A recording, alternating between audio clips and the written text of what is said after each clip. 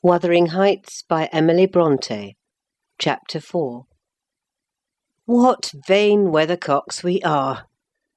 I, who had determined to hold myself independent of all social intercourse, and thanked my stars that at length I had lighted on a spot where it was next to impracticable. I, weak wretch, after maintaining till dusk a struggle with low spirits and solitude, was finally compelled to strike my colours, and under pretence of gaining information concerning the necessities of my establishment, I desired Mrs. Dean, when she brought in supper, to sit down while I ate it, hoping sincerely she would prove a regular gossip, and either rouse me to animation or lull me to sleep by her talk. "You have lived here a considerable time," I commenced. "Did you not say 16 years?" "18, sir. I came when the mistress was married, to wait on her. After she died, the master retained me for his housekeeper." "Indeed?" There ensued a pause. She was not a gossip, I feared, unless about her own affairs, and those could hardly interest me. However, having studied for an interval with a fist on either knee, and a cloud of meditation over her ruddy countenance, she ejaculated, "Times are greatly changed since then." "Yes," I remarked, "you've seen a good many alterations, I suppose." "I have, and troubles too," she said. "Oh, I'll turn the talk on my landlord's family," I thought to myself. "A good subject to start. And that pretty girl widow, I should like to know her history, whether she be a native of the country, or, as is more probable, an exotic that the surly indigene will not recognise for kin." With this intention I asked Mrs. Dean why Heathcliff let Thrushcross Grange, and preferred living in a situation and residence so much inferior. "Is he not rich enough to keep the estate in good order?" I inquired. "Rich, sir!" she returned. "He has nobody knows what money, and every year it increases. Yes, he's rich enough to live in a finer house than this, but he's very near, close-handed. And if he had meant to flit to Thrushcross Grange, as soon as he heard of a good tenant, he could not have borne to miss the chance of getting a few hundreds more. It is strange people should be so greedy when they are alone in the world. He had a son, it seems." "Yes, he had one. He is dead." "And that young lady, Mrs. Heathcliff, is his widow?" "Yes." "Where did she come from originally?" "Why, sir, she is my late master's daughter. Catherine Linton was her maiden name. I nursed her, poor thing. I did wish Mr. Heathcliff would remove here, and then we might have been together again." "What! Catherine Linton?" I exclaimed, astonished. But a minute's reflection convinced me it was not my ghostly Catherine. "Then," I continued, "my predecessor's name was Linton?" "It was." "And who is that Earnshaw, Hareton Earnshaw, who lives with Mr. Heathcliff? Are they relations?" "No, he is the late Mrs. Linton's nephew." "The young lady's cousin, then?" "Yes, and her husband was her cousin also, one on the mother's, the other on the father's side. Heathcliff married Mr. Linton's sister." "I see the house at Wuthering Heights has Earnshaw carved over the front door. Are they an old family?" "Very old, sir, and Hareton is the last of them, as our Miss Cathy is of us. I mean, of the Lintons. Have you been to Wuthering Heights? I beg pardon for asking, but I should like to hear how she is." "Mrs. Heathcliff? She looked very well and very handsome, yet, I think, not very happy." "Oh dear! I don't wonder. And how did you like the master?" "A rough fellow, rather, Mrs. Dean. Is not that his character? Rough as a saw-edge and hard as a whinstone. The less you meddle with him, the better. He must have had some ups and downs in life to make him such a churl. Do you know anything of his history? It's a cuckoo's, sir. I know all about it, except where he was born, and who were his parents, and how he got his money at first. And Hareton has been cast out like an unfledged dunnock. The unfortunate lad is the only one in all this parish that does not guess how he has been cheated. Well, Mrs. Dean, it will be a charitable deed to tell me something of my neighbours. I feel I shall not rest if I go to bed, so be good enough to sit and chat an hour. Oh, certainly, sir. I'll just fetch a little sewing, and then I'll sit as long as you please. But you've caught cold. I saw you shivering, and you must have some gruel to drive it out. The worthy woman bustled off, and I crouched nearer the fire. My head felt hot, and the rest of me chill.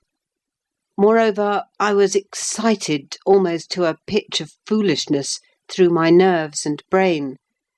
This caused me to feel not uncomfortable, but rather fearful, as I am still, of serious effects from the incidents of to-day and yesterday. She returned presently, bringing a smoking basin and a basket of work, and having placed the former on the hob, drew in her seat, evidently pleased to find me so companionable. "Before I came to live here," she commenced, waiting no farther invitation to her story, "I was almost always at Wuthering Heights, because my mother had nursed Mr. Hindley Earnshaw, that was Hareton's father, and I got used to playing with the children. I ran errands too, and helped to make hay, and hung about the farm ready for anything that anybody would set me to. One fine summer morning, it was the beginning of harvest, I remember, Mr. Earnshaw, the old master, came downstairs, dressed for a journey, and after he had told Joseph what was to be done during the day, he turned to Hindley and Cathy and me, for I sat eating my porridge with them, and he said, speaking to his son, 'Now, my bonny man, I'm going to Liverpool to-day. What shall I bring you? You may choose what you like, only let it be little, for I shall walk there and back 60 miles each way. That is a long spell.' Hindley named a fiddle, and then he asked Miss Cathy. She was hardly 6 years old, but she could ride any horse in the stable, and she chose a whip. He did not forget me, for he had a kind heart, though he was rather severe sometimes. He promised to bring me a pocketful of apples and pears, and then he kissed his children, said good-bye, and set off. It seemed a long while to us all, the 3 days of his absence, and often did little Cathy ask when he would be home. Mrs. Earnshaw expected him by supper-time on the 3rd evening, and she put the meal off hour after hour. There were no signs of his coming, however, and at last the children got tired of running down to the gate to look. Then it grew dark. She would have had them to bed, but they begged sadly to be allowed to stay up. And just about 11 o'clock the door latch was raised quietly, and in stepped the master. He threw himself into a chair, laughing and groaning, and bid them all stand off, for he was nearly killed. He would not have such another walk for the 3 kingdoms.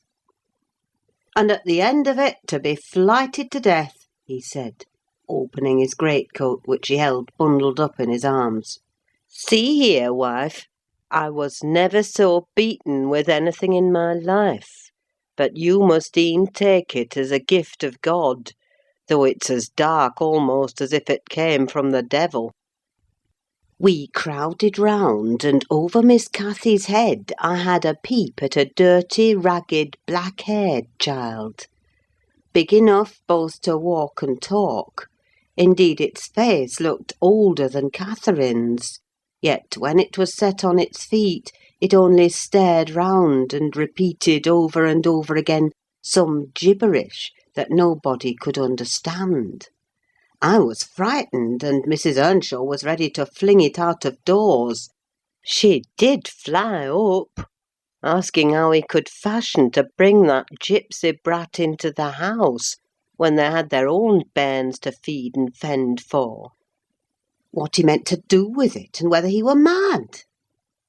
The master tried to explain the matter, but he was really half dead with fatigue, and all that I could make out amongst her scolding was a tale of his seeing it starving and houseless, and as good as dumb, in the streets of Liverpool, where he picked it up and inquired for its owner. Not a soul knew to whom it belonged, he said, and his money and time being both limited, he thought it better to take it home with him at once than run into vain expenses there, because he was determined he would not leave it as he found it. Well, the conclusion was that my mistress grumbled herself calm, and Mr. Earnshaw told me to wash it and give it clean things, and let it sleep with the children. Hindley and Cathy contented themselves with looking and listening till peace was restored. Then both began searching their father's pockets for the presents he had promised them. The former was a boy of 14, but when he drew out what had been a fiddle, crushed to morsels in the greatcoat, he blubbered aloud.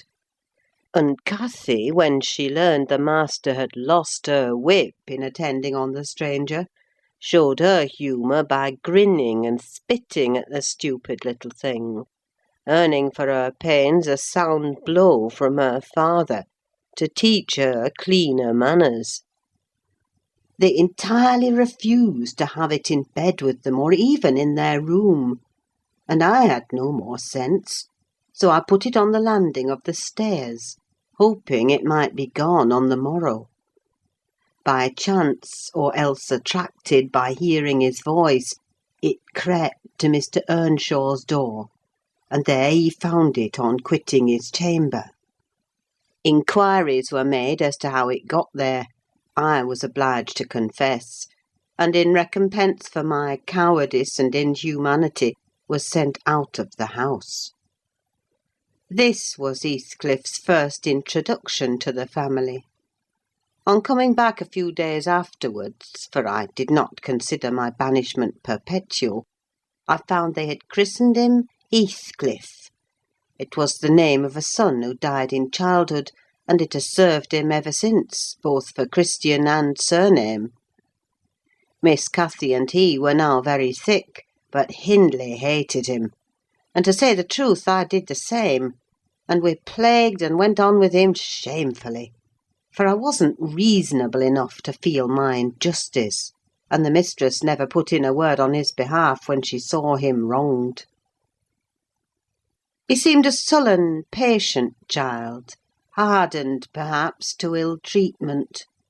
He would stand Hindley's blows without winking or shedding a tear, and my pinches moved him only to draw in a breath and open his eyes as if he had hurt himself by accident, and nobody was to blame. This endurance made old Earnshaw furious when he discovered his son persecuting the poor fatherless child, as he called him. He took to Heathcliff strangely, believing all he said. For that matter, he said precious little, and generally the truth, and petting him up far above Cathy, who was too mischievous and wayward for a favourite. So, from the very beginning, he bred bad feeling in the house, and at Mrs. Earnshaw's death, which happened in less than 2 years after, the young master had learned to regard his father as an oppressor rather than a friend, and Heathcliff as a usurper of his parents' affections and his privileges, and he grew bitter with brooding over these injuries. I sympathised a while, but when the children fell ill of the measles and I had to tend them and take on me the cares of a woman at once, I changed my idea. Heathcliff was dangerously sick, and while he lay at the worst he would have me constantly by his pillow. I suppose he felt I did a good deal for him, and he hadn't wit to guess that I was compelled to do it. However, I will say this, he was the quietest child that ever nurse watched over. The difference between him and the others forced me to be less partial. Cathy and her brother harassed me terribly. He was as uncomplaining as a lamb, though hardness, not gentleness, made him give little trouble. He got through, and the doctor affirmed it was in a great measure owing to me, and praised me for my care. I was vain of his commendations, and softened towards the being by whose means I earned them, and thus Hindley lost his last ally. Still, I couldn't dote on Heathcliff, and I wondered often what my master saw to admire so much in the sullen boy, who never, to my recollection, repaid his indulgence by any sign of gratitude. He was not insolent to his benefactor. He was simply insensible, though knowing perfectly the hold he had on his heart, and conscious he had only to speak, and all the house would be obliged to bend to his wishes. As an instance, I remember Mr. Earnshaw once bought a couple of coats at the parish fair, and gave the lads each one. Heathcliff took the handsomest, but it soon fell lame, and when he discovered it, he said to Hindley, "You must exchange horses with me, I don't like mine. And if you won't, I shall tell your father of the 3 thrashings he given me this week, and show him my arm, which is black to the shoulder." Hindley put out his tongue and cuffed him over the ears. "You'd better do it at once," he persisted, escaping to the porch. They were in the stable. "You will have to, and if I speak of these blows, you'll get them again with interest." "Off, dog!" cried Hindley, threatening him with an iron weight used for weighing potatoes and hay. "Throw it," he replied, standing still, "and then I'll tell how you boasted that you would turn me out of doors as soon as he died, and see whether he will not turn you out directly." Hindley threw it, hitting him on the breast, and down he fell, but staggered up immediately, breathless and white. And had not I prevented it, he would have gone just so to the master, and got full revenge by letting his condition plead for him, intimating who had caused it. "Take my coat, gipsy, then," said young Earnshaw, "and I pray that he may break your neck. Take him and be damned, you beggarly interloper. And wheedle my father out of all he has, only afterwards show him what you are, imp of Satan. And take that, I hope he'll kick out your brains." Heathcliff had gone to loose the beast and shift it to his own stall. He was passing behind it when Hindley finished his speech by knocking him under its feet, and without stopping to examine whether his hopes were fulfilled, ran away as fast as he could. I was surprised to witness how coolly the child gathered himself up and went on with his intention, exchanging saddles and all, and then sitting down on a bundle of hay to overcome the qualm which the violent blow occasioned, before he entered the house. I persuaded him easily to let me lay the blame of his bruises on the horse. He minded little what tale was told, since he had what he wanted. He complained so seldom, indeed, of such stirs as these, that I really thought him not vindictive. I was deceived completely, as you will hear. End of chapter 4.